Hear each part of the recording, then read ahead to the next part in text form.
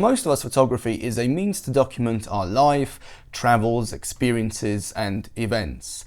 And whilst it's a creative pursuit, it's an art form, quite often we just use cameras as devices to freeze time and capture that moment as we see it. Now, a little while ago, I accidentally stumbled across an Instagram account where the photographer was using a slow shutter speed in order to create some pretty unique photography that I have not seen before, at least to that extent. It was very artistic, it was very unique, and it was very abstract. It was a sort of photography that you would want to hang on your wall, and I was quite mesmerized, to be honest.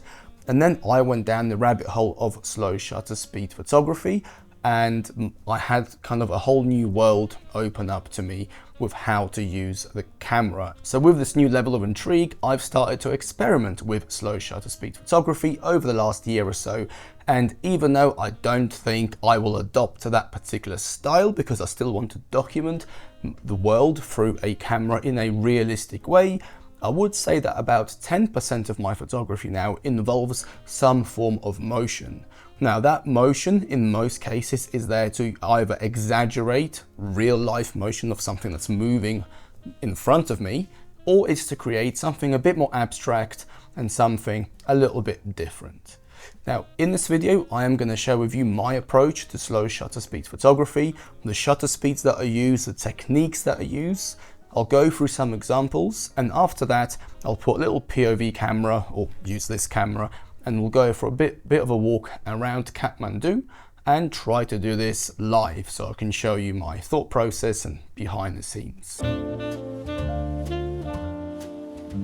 For me, motion blur in a photo achieves three things. The first and the primary one is it exaggerates motion, and it translates motion from a real world into a 2D image. Because if, let's say, there's a car whizzing by and it's frozen, it could easily be parked there. Now, I know when we look at a photo and there's a car in the middle of the road, chances are it's moving, but by introducing even a little bit of motion blur, it really exaggerates that and hammers home that there is movement in the image. And this can make for very interesting images which are more involving for the viewer. The second reason we use motion blur is to bring attention to a subject by having the subject that's perfectly sharp, but everything else around them is blurry. So a typical example is a pan, where you're panning with the subject is perfectly sharp, everything else is a bit blurry, therefore your attention as a viewer is going on what's sharp and what's clear. And the final reason we use motion blur is to just go full Picasso and start moving the camera around and create some abstract art, fine art, whatever art term you want to throw in, but to create something different, something unique, and just have a bit of fun. Now let's look at camera settings, and you only need two things. The first one is shutter speed control. So whatever camera you have, set it to shutter speed priority, and you can control the shutter speed while the camera does everything else. You can shoot in manual as well if you want. And the second thing that you need is an ND filter. Now, if you're shooting at night, you don't really need one. However, if you're going to be shooting during the day, especially if it's sunny, an ND filter will be pretty much essential if you're using slower shutter speeds. Because if you're not using an ND filter, chances are your lens will be at f22 and you might not get the most pleasant result. With an ND filter, the lens can be somewhere closer to the middle, maybe f5.6, f8. You'll get a more pleasing result. Let me show you a few examples with different shutter speeds. This first one was in New York. The guy's on a bike going past, and it's a typical pan. This was 1/30th of a second. So it's easy to get him sharp because it's not a very slow shutter speed, yet everything else in the background is blurry, but it's not blurry to the point where you lose context. You can still understand that, you're in the street and it's a guy on a bike. So this is where I spend most of my time. Around 1/20th to 1/30th is where I would say 90% of my motion blur photography sits. Now, with this particular image, it was a kid running through a market in Fez in Morocco, and this is 1/10th of a second shutter speed. So as you can see, it's definitely more artistic. There's definitely a lot less kind of in focus and clear. You could still kind of figure out that it's a kid running through somewhere, but it's definitely not as easy to understand straight away compared to the previous image. Also, because the kid ran past me, literally right next to me, and he was much closer to me, using a slower shutter speed meant that I can still get him roughly in focus. If he was much further away, like say the bike was in the previous example, it would not work, because obviously with something that's further away, any movement will be exaggerated. Now here's an example from just near St Paul's Cathedral, and this was using 1/15 of a second shutter speed, and it's basically a lift that goes up and down, and you could see St Paul's behind it. So I was trying to get a nice kind of blurry image of the St Paul's, but have the people in the elevator roughly in focus. I didn't quite achieve what I was going for, but it was a happy accident because I quite like this particular look. But this is 1/15 of a second, so it can give you an idea of what you can expect.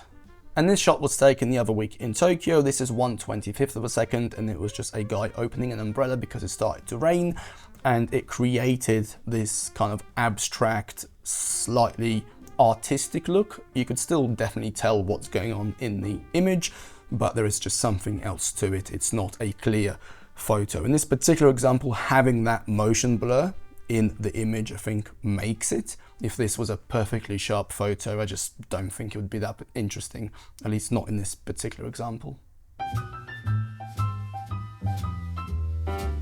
Now let's look at some techniques. The first one is panning. I am sure you've done that before, and that is where you take the camera. Here's a camera. If there's something moving, you follow with the movement, and you get the subject in focus, and the background is hopefully a little bit blurry. So whether it's moving up or down, side to side, diagonally, doesn't really matter. You move with the direction of the subject. The slower the shutter speed, the more motion blur you have. The faster the shutter speed, the less.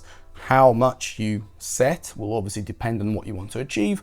As I've said, start around 1/25, 1/30 of a second. That's a pretty good starting point, and then you can adjust as needed. A few tips on panning. First one is you want to use a burst mode, because you don't want to be relying on timing the exact moment. And also you want to start the burst just before the subject and then just track it with it and keep shooting throughout that. Obviously, if you don't have burst, then just time it as best as you can. With focusing, I would use a continuous autofocus mode to adjust for any differences. And I would use a wider focusing square so that you're not having to nail focus and you've got a bit of a wider area. So here's the first example of a pan. It was this old Nissan Skyline that was driving through Shibuya. As it went past, I took a few shots with the car, following the car, and the best angle was actually from behind. This was taken at 1/15 of a second. Here's a very classic example of a typical pan, and this was the Shinkansen, so the bullet train in Japan. And I basically just panned with the train as it went past, shot at 1/25 of a second because the train was moving rather quickly, and got the train in focus, the background slightly out of focus, or slightly with some motion blur, sorry, and got the exact result that I wanted. The next technique is still a pan. However, this time as you're panning, add a little bit of a jerk into the movement of the camera. So let me show you. Here's a camera. So you're panning, and as you're panning, do like a slight jerk like this. Maybe it's in this direction, maybe it's in that direction. You might want to use a slightly higher shutter speed if you need to, or just stick with the same one. And what that would give you is it'll still give you a pan, but it will add a bit of texture, and it would add a bit more kind of abstraction to the image. Let me show you. So here's a photo of a runner. He was running towards me, and as he was running towards me, I was panning the camera with his motion, but as I was panning it, I was also slightly twisting the camera or just shaking it up a little bit and jerking it, and that created this type of look. For the second example is this red Porsche, and as it was driving past me, I was panning with the camera, and as I was panning, I slightly just twisted the camera and kind of jerked it up and down in order to get this look. Whilst it's still a clear pan, you could still clearly see the car. If you zoom in on the actual car, it has this kind of artistic texture to it that I personally absolutely love. And I love having images like this. If it was a frozen car, I just don't think it would work. It wouldn't look as good as this, in my opinion. Now, if you're shooting with a zoom lens, one thing you can try is take photos at a slower shutter speed as you're zooming in and out, and that can give you a pretty unique effect. Here's an example of a tram in Lisbon. The tram was coming towards me. I was already zoomed into the tram at 70mm, And as the tram was coming towards me, I was zooming out from 70 to 24. And at the same time, I was taking a burst of photos. The actual shutter speed was 1/20th of a second, and I managed to get this shot, which really exaggerates the motion and it makes you feel like that tram is hurtling towards you, which it was. The next technique is very classic, everyone uses it, and that is you're still, the subject's moving, and you have a slow shutter speed. And this can also give an interesting effect. So here's an example of me taking a photo of I don't know the name of that particular job, I guess conductor or patrol or whatever, train control person, I'm not sure, but he was basically making sure that everyone gets on safely before the train leaves. And as the train was leaving, I took a photo of him using 1/25th shutter speed, but he was perfectly still.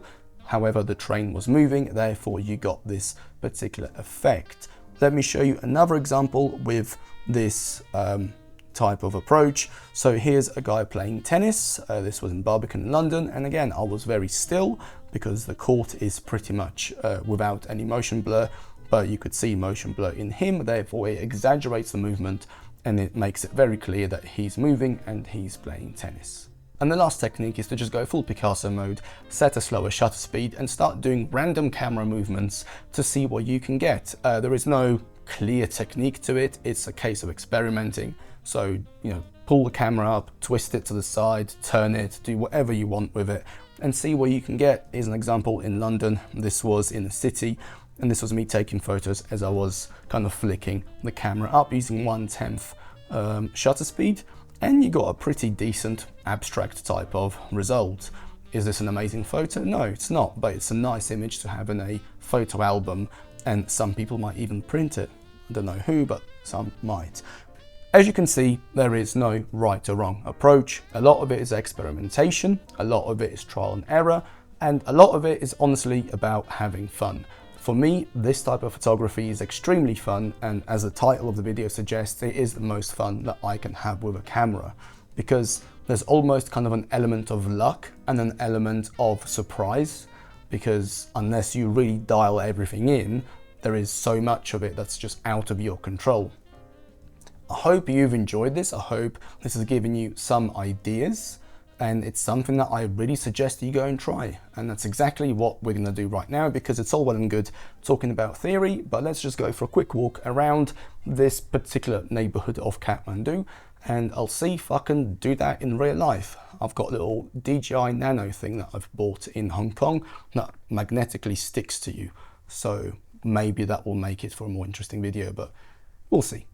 At this point, I want to quickly thank Squarespace for sponsoring this video. I've been a paying customer way before they supported the channel and have now been using their services for over 5 years.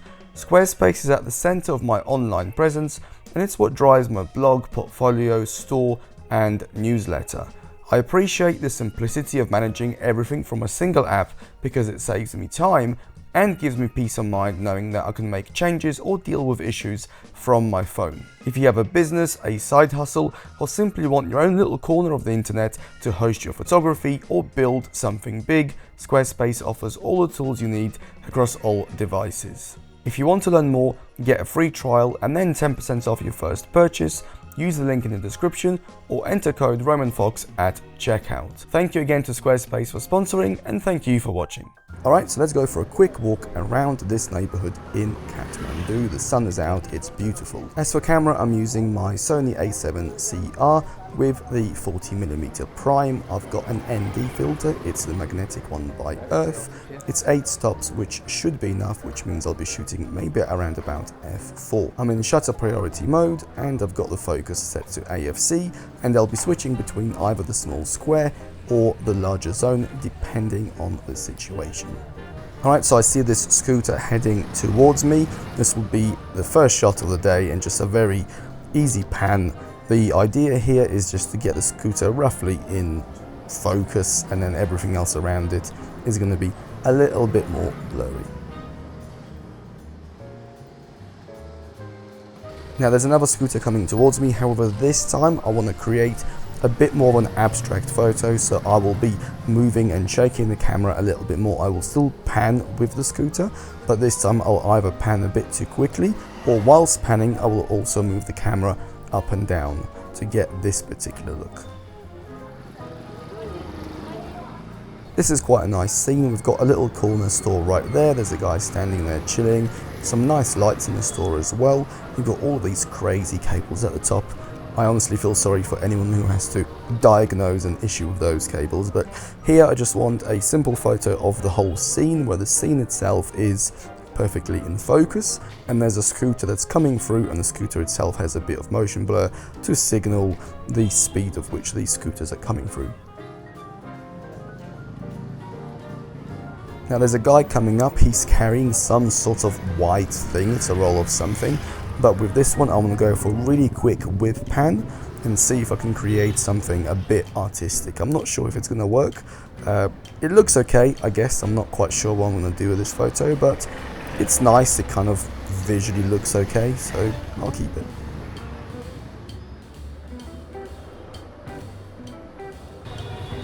Alright, up ahead I can see a couple of guys carrying these trays with Coke bottles between the cafe and the truck, and I would love to have a bit of motion blur around one of these trays. I don't know, it just looks like an interesting subject. For this first photo, I managed to get the guy with the bottles in the right hand side, but in the left there's another guy holding another tray, which kind of makes the image. But what I really wanted is this particular photo where you can just see the guy carrying the tray of Coke bottles. I don't know, it's nothing particularly wow, but I quite like it. So here I'll be going for another static photo. So you've got the traffic police standing there watching over the traffic, and what I'd like to do is to have the traffic police guy perfectly in focus, the background perfectly in focus, and then have a bit of motion blur on cars or the trucks coming through. There's a really cool old truck coming through, and it'll be nice to have a bit of motion blur on that, but not too much. I think it works quite well.